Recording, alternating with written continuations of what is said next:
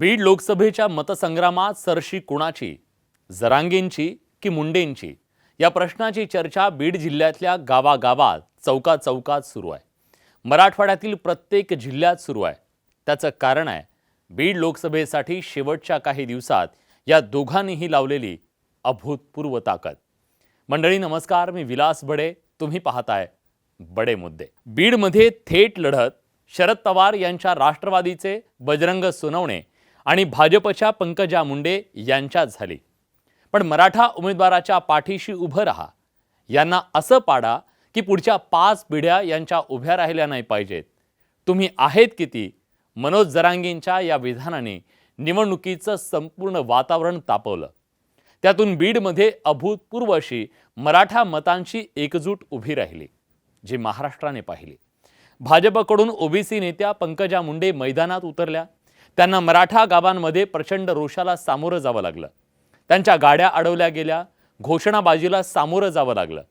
मराठा आंदोलनाचं केंद्र तसं पाहिलं तर अंतरवाली सराटी, पण त्याची सर्वाधिक धग जाणवली ती बीडमध्ये.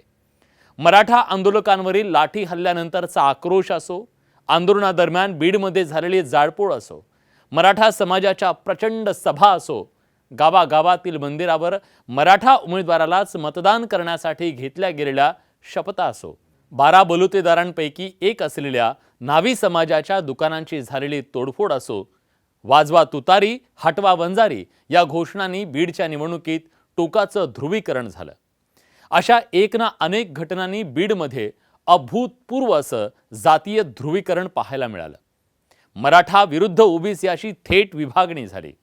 संख्येनं मराठा समाज हा बीडमध्ये सगळ्यात मोठा असला तरी ओबीसी ही तुल्यबळ. त्यामुळे लढाई घनघोर होणार यात कुठली शंका नव्हती. देशातला किंवा राज्यातला कुठलाच मुद्दा या प्रचाराच्या काळात ऐरणीवर नव्हता. संपूर्ण निवडणूक लढली गेली ती जातीय अभिनिवेशातून.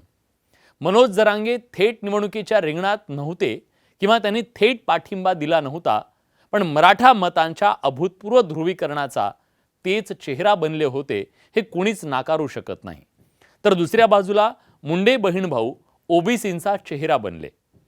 मराठ्यांनो, मराठा समाजाच्या उमेदवाराच्या पाठीशी उभे राहा आणि समोरच्याला असं पाडा की पुढच्या 5 पिढ्या ते पुन्हा उभे राहिले नाही पाहिजे, असं आवाहन मनोज जरांगेंनी केलं आणि प्रत्येक सभेतून केलं. त्याला प्रचंड प्रतिसाद मिळाला. त्यांच्या एका सूचक विधानानं रात्रीतून मराठा समाजाची लाखो मतं फिरली. नाशिकमध्ये भुजबळांना उमेदवारी मिळाली नाही, त्यामुळे जरांगे यांनी आपला मोर्चा बीडकडे वळवल्याची चर्चा सुरू झाली. त्यानंतर राज्यातील इतर मतदारसंघांच्या तुलनेत बीडमध्ये जरांगे यांनी सर्वाधिक सभा घेतल्या, बैठका घेतल्या. अगदी शेवटच्या टप्प्यात तर जरांगे अतिशय आक्रमक झालेले दिसले.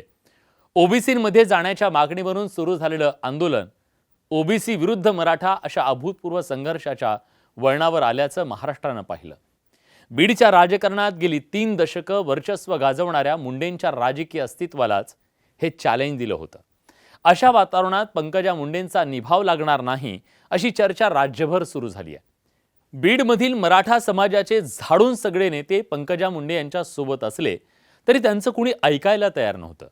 त्यामुळे मराठा समाजाच्या आक्रमकतेच्या पुढे सगळे हतबल दिसत होते. अशा परिस्थितीत पंकजा मुंडे यांचा पराभव झाला तर बीडमधल्या पंकजा आणि धनंजय मुंडेंचं राजकीय अस्तित्व धोक्यात येऊ शकतं. शिवाय भाजप आणि राष्ट्रवादीतल्या मराठा नेत्यांच्या राजकीय कारकिर्दीला घरघर लागू शकते. मनोज जरांगे यांनी सिद्ध केलेली ताकद नव्या राजकीय नेतृत्वाच्याही उदयाची नांदी ठरू शकते. त्या नेतृत्वाचं नाव असेल मनोज जरांगे पाटील.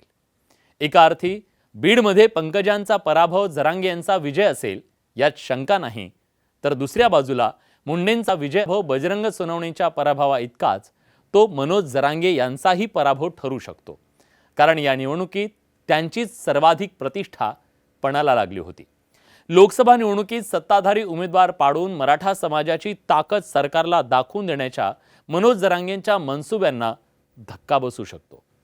बीडची निवडणूक मनोज जरांगे यांच्या भविष्यातील विधानसभेच्या निवडणुकीतल्या रणनीतीची लिटमस टेस्ट सुद्धा मानली जाते.